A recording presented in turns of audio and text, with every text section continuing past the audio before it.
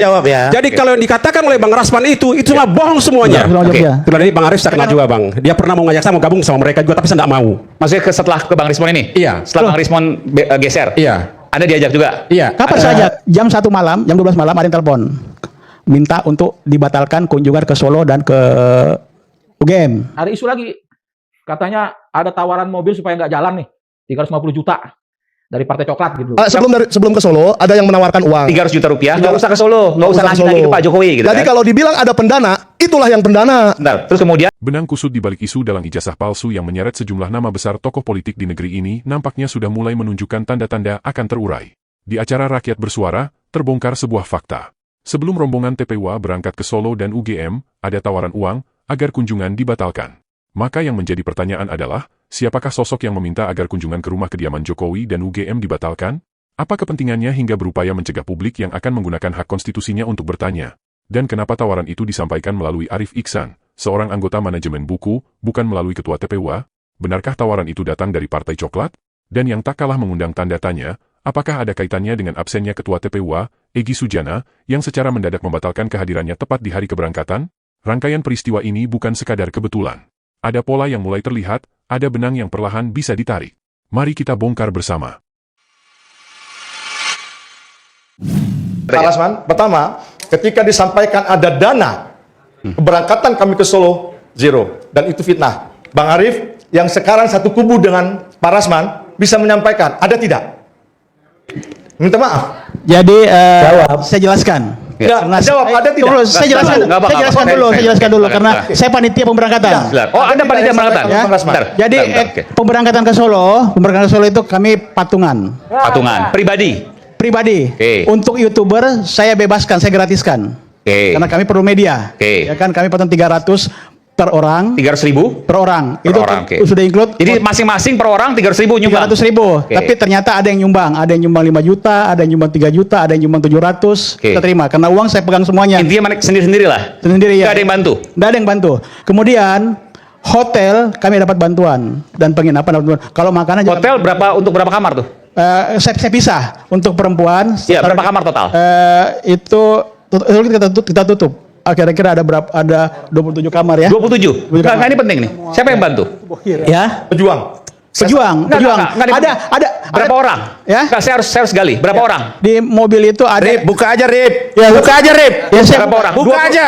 27 kamar kalau kita bicara mungkin sekitar bentar, satu 27 kamar itu 500.000. satu kamar ada yang 4 orang, ada yang 3 orang. Enggak, satu kamar kan 500.000 kurang Enggak, lebih. 150.000. Kamar hotel 150.000. Kamar 150.000. Ada hotel kami. Losmen itu. Iya. Oke, 150.000 kali 27. 27 kamar. Oke, ya sekitar 30 jutaan lebih lah. Ya Siapa kan? yang bantu? Seberapa orang? Itu saya katakan tadi. Seorang kiai. Satu orang. Ya, bahkan kami yang laki-laki Bukan politisi, bukan tokoh, bukan. kiai yang nggak dikenal. Kiai. Terkenal di Solo mungkin. Itu sahabat saya. Kiai Solo. Ya. Itu bukan. Bentar. Itu sahabat-sahabat saya di Solo. Kiai di Solo. Sahabat saya di Solo. Bentar, kiai di Solo. Ya, saya katakan bukan. Kan kiai di Solo banyak. Banyak kiai. Ya, sahabat saya di Solo. Yang domisilinya di Solo. Solo, oke. Ya, jadi untuk laki-laki di rumahnya ditampung, yang perempuan kami di hotel. Jadi hotel Ya, semua dibiayai, ada 27 hotel, satu 27 kamar. 27, ya sorry maaf. Ya. 27 kamar, Ya. satu Dan- kamarnya itu sekitar 150.000. Ya, dan itu pun di hotel itu karena ada ibu-ibu yang tidak mau berempat, mereka minta satu kamar, mereka bayar ke saya. Ada yang bayar sendiri juga? Iya, bayar sendiri Oke, baik. untuk mereka berdua. Dan dia dipastikan kiai itu bukan tokoh politik, tidak terkait afiliasi politik dan seterusnya. Bukan. Oke. Jadi sahabat baik saya. Oke. Baik saya. Oke. Ya kan? Oke, apa lagi? Ya, itu. Ini adalah Iksan Arif, seorang yang oleh Mikael Sinaga disebut sebagai orang dekat Rismon Sianipar yang dipercayakan sebagai salah satu anggota manajemen buku Gibran Endgame. Di salah satu acara debat rakyat bersuara, yang tayang pada tanggal 10 Maret 2026, Mikael Sinaga pernah menampilkan foto-foto Iksan Arif yang foto bersama dengan Wapres Gibran Rakabumi. Ya. Arif Iksan yang saya maksud mengirim sebuah gambar. Ayo gambarnya Gibran tunjukkan. Aku pernah laporin. Nah, Ini Arif Iksan, ini adalah Arif Iksan. Maksudnya Yang di apa? sebelah kanan itu Ini siapa? kapan? Gibran dong. Iya Mas Gibran. Nah, Nah, ini kapan? Bisa aja kan berapa tahun lalu. oke, dan coba Pak seterusnya. Roy. Pernah saya ditanya, katanya Arif Iksan ini gambar tahun 2014. Sudah saya periksa ini gambar kira-kira usianya baru 2 tahun yang lalu. Oke, artinya apa? Wajah gambarnya? Gibran tahun 2014 itu gak kayak gini. Oke. Ya, Udah, Artinya ini- apa yang Anda sampaikan di sini? Artinya Arif Iksan itu ada kedekatan dengan Gibran. Udah Ya, gitu aja ada kedekatan. gampang. Dan dia Arif Iksan itu siapa? itu adalah sekretaris manajemen Gibran Endgame dan Yang bikin buku ini? Oh iya, sekretarisnya, dan dia yang mencari percetakan, mengirim buku ini kemana-mana dan seterusnya. 2 tahun lalu menurut Mas Roy berfoto dengan Mas Gibran. Ya. Jadi Dan Bang Michael nggak tahu dicetak. Perhatikan baik-baik wajah Gibran Rakabuming di foto ini. Dan bandingkan dengan wajah Gibran ketika diperkenalkan oleh Joko Widodo sesaat sebelum pelantikan Jokowi, 20 Oktober 2014. Menurut kalian, benarkah foto kebersamaan antara Iksan Arif dan Gibran diambil pada tahun 2014? Karena jika foto ini diambil sekitar 2 tahun lalu sebagaimana analisa Roy Suryo, maka eksistensi Iksan Arif dalam kelompok penggugat ijazah Jokowi patut dipertanyakan. Terlebih lagi, seorang donatur buku Gibran Endgame, seorang yang mengaku pengusaha tambang nikel dari Morowali, Sulawesi Tengah, mengaku pernah ditawari oleh Iksan Arif untuk bergabung dengan Rismon Sianipar, pasca Rismon datang ke Solo dan minta maaf ke Jokowi. Bentar. Pulau Jogja. Itulah ini Bang Arif saya kenal juga Bang. Dia pernah mau ngajak saya mau gabung sama mereka juga, tapi saya tidak mau. Maksudnya setelah ke Bang Rismon ini? Iya. Setelah Bang Rismon geser? Iya. Anda diajak juga? Iya. Kapan saya ajak? Buktikan Waktu dong. Di gedung MK, buat sidang. Saya ajak apa? Ajak bergabung sama timnya Pak Arif. Tapi saya tidak mau. Yang ngajak siapa? Tim apa? Saya Kemarin- nggak punya tim. Sampai sekarang pun Rismon RJ saya tidak ikut-ikutan. Iya. Jangan dong Jadi gitu begini, loh. Arif Saya ini tidak- klien saya, Adinda. Saya tidak hati-hati Klien ngomong saya. Pak. Bentar Bang Rasman. Bentar. Yang ngajak siapa? Bapak tidak ke Solo, tidak ke Jogja. Saya penanggung jawab ke Solo Jogja. Bentar, oke. Yang ngajak siapa? Waktu Bentar, yang berjalan- ngajak siapa? mereka berdua istrinya. Enggak, mereka berdua siapa? Ajak Iya. apa? Ini istrinya Bang Arif. Iya. Iya, saya ajak apa? Yang ngajak Istrinya siapa? Bang Arif atau istrinya? Hati-hati ajak apa? Katanya- Hati-hati. Enggak, sebentar. Yang ngajak siapa? Berdua. Mereka berdua Bang ajak Arif saya. dan istrinya. Loh, saya tidak kenal Anda. Ajak bos Ah, semua jangan ajak. bohong lah Bang Arif. Kita ini sama-sama orang Sulawesi Bang, ya. Bukan hanya sekali, kalimat ini kembali diulang oleh Irwan di akhir acara. Tidak ada. Pak Irwan, ayo ikut di barisannya kami, Pak Rismon. Ada apa tujuan Itu itu, Pak? pentingnya Aku nggak apa mau. itu penting. Pak Arif, aku mau tanya, apa tujuan Pak Arif ajak saya mau gabung sama Pak Rismon dan Pak Arif waktu di MK? Loh, siapa yang ngajak? Saya tidak pernah ajak itu. Tidak Bapak- pernah. Ini Bapak kasih sudah saya. mulai menulis lagi, Pak. Tidak pernah. Menurut Irwan, ada ajakan dari Iksan Arif untuk bergabung ke kubu Rismon Sianipar. Namun pernyataan itu dibantah oleh Arif Iksan. Entah siapa yang salah dan siapa yang benar, silahkan kalian simpulkan sendiri. Enggak ada, oke. Sekali lagi, Oke, jangan silakan. sangkut pautkan dengan RJ-nya Rismon ke saya ya. Iya. Saya tidak ada urusan. Ya, Jadi betul. persahabatan saya sama Rismon tidak bisa dipisahkan. Ya, betul-betul. Persahabatan saya sama Rismon tidak bisa dipisahkan. Iya, betul. Iya kan? RJ tidak ada urusan sama RJ. Yang Iya kan? jelas, Ini selama ini sudah hampir 1 tahun, dari 2025 ini jangan sampai jadi begini juga karena saya difitnah jadi begini juga nih. Nggak apa-apa. Jangan sampai. Oke. Iya. Saya akan tetap Ini pada fitnah. pendirian Tidak saya, ada. selalu menyuarakan kebenaran dan Jangan. kejujuran Bang Aiman ya. Kita ini orang Sulawesi. Orang Sulawesi ada namanya Pace Nasiri, berkata jujur. Iya. Itu nih yang bukan jujur. Justru kejujuran ini pas saya berada Ya, di tempat malam hari ini. Saya tidak kenal apa saja aja kok. Silakan. Ya, terima kasih Bang Aiman. Siapa yang ngajak kamu? Saya tadi mau menyanggah saja pernyataan dari Bang Rasman tadi itu bahwa semua ini perjalanan kami ada yang mendanai atau yang kadang Ya. bohir di belakangnya. Oke. Saya Apa yang- katakan Bang Rasman, saya saja datang dari Sulawesi ke Jakarta, ikut selalu sidang di Solo dan ikut dengan teman-teman itu biaya kami sendiri. Ini bolak-balik nih. Benar. Udah berapa kali bolak-balik kurang lebih? Saya tidak bisa hitung lagi. Puluhan kali. Iya. Oke. Yang kedua, masalah kami Sebentar, kalau tiket bolak-balik segala macam Jakarta Sulawesi bolak-balik kurang lebih sekitar Morowali, Jakarta, Oh. itu jauh. 10 juta lah sekali jalan bolak-balik. Iya kurang lebih. 10 juta belum hotel dan seterusnya. Bang Aiman cuma ditanyakan Iya. sejak kapan dia mulai ikut ke Solo? Sejak kapan dia mulai ikut ke LC Iya. itu? Ya, artinya Sementara nggak- perjalanan Anda menyatakan perjalanan ijazah palsu ini mulai 2019 saya tangani. Oke. Ijazah palsu ini mulai 2019 saya tangani. Oke. Menurut Arif Iksan, sejak 2019, dia sudah terlibat di kasus ijazah palsu Jokowi. Lalu jika foto kedekatannya dengan Gibran ini terbukti baru diambil sekitar 2 tahun lalu, bagaimana Arif Iksan menjelaskan ini? Terlebih lagi ketika dia mengatakan bahwa dia tangani sendiri. Apakah ini berarti bahwa isu ijazah ini sesungguhnya ditiupkan pertama kali oleh Arif Iksan? Karena yang publik ketahui, kasus ini bergulir di pengadilan pertama kali ketika Bambang Tri melaporkan dugaan penggunaan ijazah palsu oleh Jokowi pada bulan Oktober 2022. Saya tangani. Oke. Ya? Oh, Anda katakan ini. Ya, saya sendiri. Saya cuma mau sanggah tadi. Sebentar gini. Jadi Anda katakan puluhan kali sekali jalan tiketnya aja 10 juta. Artinya ratusan juta Anda keluar tuh biaya Anda sendiri. Sendiri pribadi. Ratusan juta itu ya. Ratusan juta, Pak. Oke. Yang kedua, masalah kami biasa selesai kegiatan, kami makan. Baik di warung-warung, kami bayar sendiri, Bang. Bang, Jadi nanti saya kalau yang bilang, dikatakan oleh Bung Aswan, Andi Aswan, Bung Rasman, bilang kami dibiayai oleh Bohir, Pak, itu bohong semua. Mungkin mereka dibiayai oleh Pak Jokowi. Ya. Kalau kami demi Allah, kami berjalan selama ini, Pak, mengeluarkan dana kami masing-masing. Kami ke Solo aja, Pak, kami patungan berapa kali kami pergi sedang CLS di sana. Kami saja melakukan gerakan semua teman-teman ini, Pak. Kami patungan, Pak. nggak ada yang biayai kami satu orang pun yang dimaksud oleh mereka itu. Terkecuali mungkin mereka yang dibiayai oleh Pak Jokowi, kemungkinan mereka. Menurut Irwan, dirinya pernah ditawari oleh Iksan Arif untuk bergabung ke kubu Rismon. Namun yang lebih mengejutkan lagi, video yang ditampilkan oleh Mikael Sinaga. Andi Arif mengaku ditawari uang 350 juta untuk membatalkan kepergian ke Solo. Dan itu terjadi ketika Arif Iksan berada satu kamar hotel dengan Egy Sujana menjelang keberangkatan ke Solo. Tapi kalau mau tahu cara pendanaan atau uang yang mengalir dan segala macam di TPUA, ada videonya saya bawa, silakan. Boleh putar. Oke. Video ini soal apa ini? Video ini adalah dari YouTuber yang ikut ke Solo, dan ini adalah isinya perjalanan pulang dari Solo TPUA di bis. Oke. Jadi di sini banyak sekali saksinya. Ya, ini saksi semua ya, ibu-ibu ini. Dan termasuk Bang Azam Khan mungkin saksinya, dan abang yang di sana juga saksinya. Silakan diputar aja videonya. Bang Azam Khan kita nggak lihat ikut bis sarung ya. mangga dulu tadi. Bang Egy minta pertemuan jam 1 malam. Saya di kamar, Bang Egy peluk saya. Dia cerita, Rip, abang dipanggil, Rip. Mungkin abang ditahan. Baca, tapi ini dari kasus lain. Ini benar, Bang. Ini dibantah dan kasus lain sama dengan kasus di KPK. Dan akhirnya jadi pertimbangan kamu gimana, Rip? Saya bilang, abang harus berangkat. Saya tanggung jawab masalah ini, Bang. Saya bilang gitu kan. Saya cerita masalah malam itu. Memang ada orang telepon saya jam 12 malam. Dia mau kasih 300 juta. Jangan berangkat ke Solo.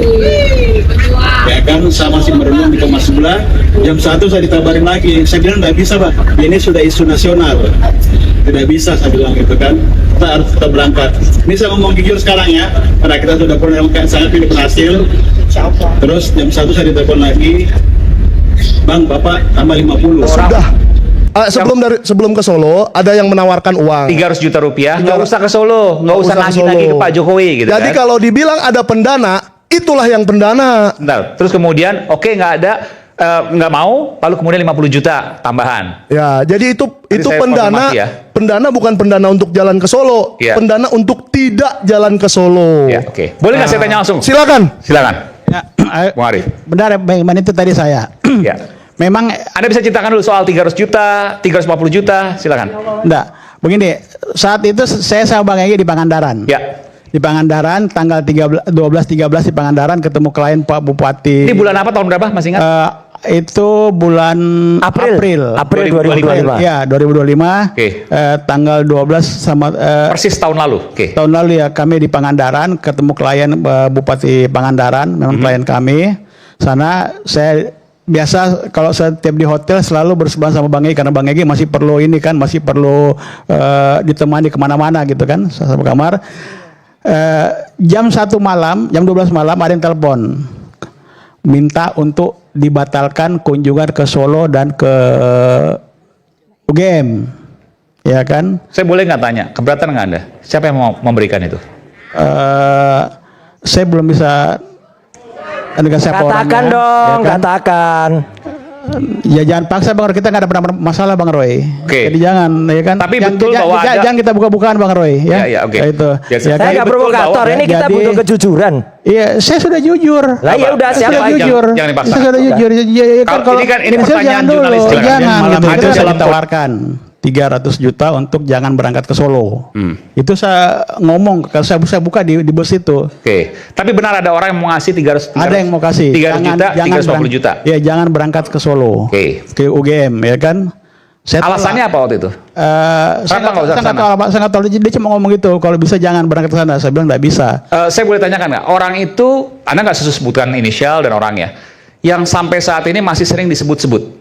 Saya juga tidak tahu siapa dia, dan saya tidak tahu juga nomor saya dapat dari mana dia. Sampai sekarang Anda nggak tahu siapa dia? Saya nggak tahu siapa dia. Nggak, tapi kan Anda pasti nanya, Iya. namanya siapa?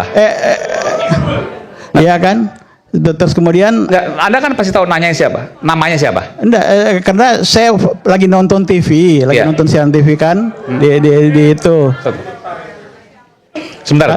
Ya kan, kemudian nawarin 300 juta. Saya cerita di bus itu, dan 300 juta ditawarin, saya tidak mau, ya kan, karena saya matiin telepon. Kemudian nggak lama, kira-kira setengah jam lagi dia telepon lagi, dia bilang Mengaku nama siapa? Ada? nggak ngomong juga, dia manggil saya Ustadz gitu kan, manggil Ustadz. Saya juga kaget. Anda kan nanya pasti, ini siapa? Dia nggak nyebut nama. Enggak, yang benar dia coba bilang Bapak tambah 50 lagi. Ya kan, 3,5. Saya bilang enggak bisa. Oh, dibilang Bapak, artinya bohirnya dia dong. Iya, dibilang Bapak tambah 30 lagi. Saya bilang enggak bisa, ini sudah selesai, saya harus berangkat. Saya bilang begitu kan. Saya yang tanggung jawab. Sama matiin telepon.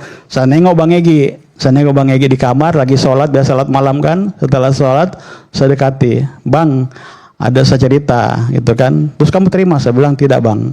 Saya bilang gitu kan. Di sini perjuangan saya, apalagi yang saya mungkin cari selain untuk jihad saya ini. Bang Egi bilang seperti itu. Iya, ya udah, Bang Egi bilang bagus, ya udah, udah itu aja. Itu saya ceritakan di bus. Jadi itu bukan pendana awal, itu menawarkan saya, tapi saya tidak mau ambil itu. 12 April 2025, sekitar jam 12 atau jam 1 malam, Arif Iksan dan Egy Sujana berada di dalam satu kamar. Arif Iksan mengaku dihubungi seseorang. Ada negosiasi, tawar-menawar dari 300 sampai 350 juta agar TPWA membatalkan niat ke Solo. Anehnya, Arif Iksan mengaku tidak menanyakan nama. Arif Iksan mengaku menolak tawaran itu. Tanggal 15 April, mereka tetap berangkat ke Solo. Tapi sang ketua TPWA, Egy Sujana, penggagas ide keberangkatan ke Solo, yang kebetulan di malam ketika ada tawaran ratusan juta, berada satu kamar dengan Iksan Arif, tidak menampakkan batang hidung di Solo. Tetapi banyak pertanyaan-pertanyaan question mark yang harus dijawab gitu. Detik-detik terakhir mau berangkat, beliau tidak ada. Tapi karena memang ibu-ibu, bapak-bapak yang tua-tua ini militan ya, jadi ya nggak ngaruh sih, cuma bertanya nih kemana pimpinan kita gitu. Nah kebetulan kami di perjalanan Sama sekali nggak ada kabar komunikasi? Tidak ada kabar sampai dengan tengah malam. Ya kita bisik-bisik kemana Bang, karena begini ya, saya walaupun harus membuka ini semua, Bang Egy itu kakak, ayah bagi saya begitu ya. Jadi membuka ini seperti membuka luka ya, luka dia maupun luka kami. Nah jadi ada semacam dilema dalam diri saya. Tetapi kalau sudah kita saat ini nggak main-main loh, kita ini sudah tersangka, lalu kita dipecat pula. Apa yang bisa saya lakukan kecuali bicara apa adanya? Ya, jadi artinya terukur lah begitu. Kita tuh nggak tahu dia di mana. Bahkan konon kabarnya keluarganya pun nggak tahu beliau di mana gitu, ya kan? Cuma ketika malam itu karena saya yang disuruh untuk menyampaikan ke hadapan pemirsa, kan semua sudah tahu ya bahwa kami akan ke Solo begitu. Itu yang harus saya sampaikan gitu, bahwa beliau karena resiko profesi ditangkap. Ditangkapnya kenapa? Perkara apa saya tidak tahu. Apakah karena beliau dihalangi untuk tidak hadir? Saya tidak tahu juga. Mungkin juga seperti itu. Tapi kan memang tidak ditangkap. Kami begini kan perintahnya Bang Egy. Kita ke Solo. Kita silaturahmi ke UGM, silaturahmi ke rumah Jokowi yang pada sebelumnya besok kita mau berangkat malam kita rapat nih. Wah, Bang Egy dengan gagahnya memerintahkan nanti ini ke sini, ini begini, dia komandannya lah gitu. Tiba-tiba pas hari H-nya besoknya Bang, ini ketua kita nggak datang gitu loh. Dengan alasan sakit atau gimana lah gitu. Nah, jadi saya melihat, wah ini ada apa lagi gitu kan. Tapi karena waktu mepet, mau nggak mau kita harus tetap jalan gitu kan. Nah, itu isu beredar juga. Ketika kita bergerak juga, ada isu lagi. Katanya ada tawaran mobil supaya nggak jalan nih. 350 juta dari Partai Coklat gitu. Itu diutarakan tuh sama kawan saya di dalam mobil. Jadi kita curiga nih. Ya, curiga boleh dong Bang. Ya kan, ini kan menurut keyakinan saya kan, kata gitu kan. Saya curiga. Ini jangan-jangan Bang Egy datang gara-gara ini nih, begitu kan. Entah siapa yang dimaksud dengan Partai Coklat oleh Rustam Effendi. Menurut Rustam, dari sosok Partai Coklat inilah yang menghubungi Arif Iksan untuk membatalkan keberangkatan ke Solo. Apakah karena ini yang membuat Ketua TPWA Egy Sujana membatalkan keberangkatannya? Terlebih lagi, menurut penuturan Kurnia Tri Rohani dan Rustam Effendi, sepulang dari Solo, mereka kemudian dipecat oleh Egy Sujana dari kepengurusan TPWA. Dan tidak lama berselang, sebagaimana kita ketahui, Egy Sujana kemudian mengajukan RJ. Maka yang patut dipertanyakan di sini adalah siapakah Partai Coklat yang dimaksud oleh Rustam Effendi? Dan apa hubungan antar Partai Coklat dengan Iksan Arif, hingga mereka tahu nomor kontaknya? Apa Partai Coklat yang dimaksud yang berhasil mempengaruhi Egy Sujana untuk takluk sebelum pertempuran dimulai? Kami tidak menyimpulkan, silahkan analisa sendiri berdasarkan rangkaian kesaksian dari beberapa narasumber yang kami tampilkan. Dan semoga saja, Partai Coklat yang dimaksud, benar-benar partai politik dan bukan institusi negara, karena jika ini yang terjadi, berarti independensi institusi tersebut patut dipertanyakan.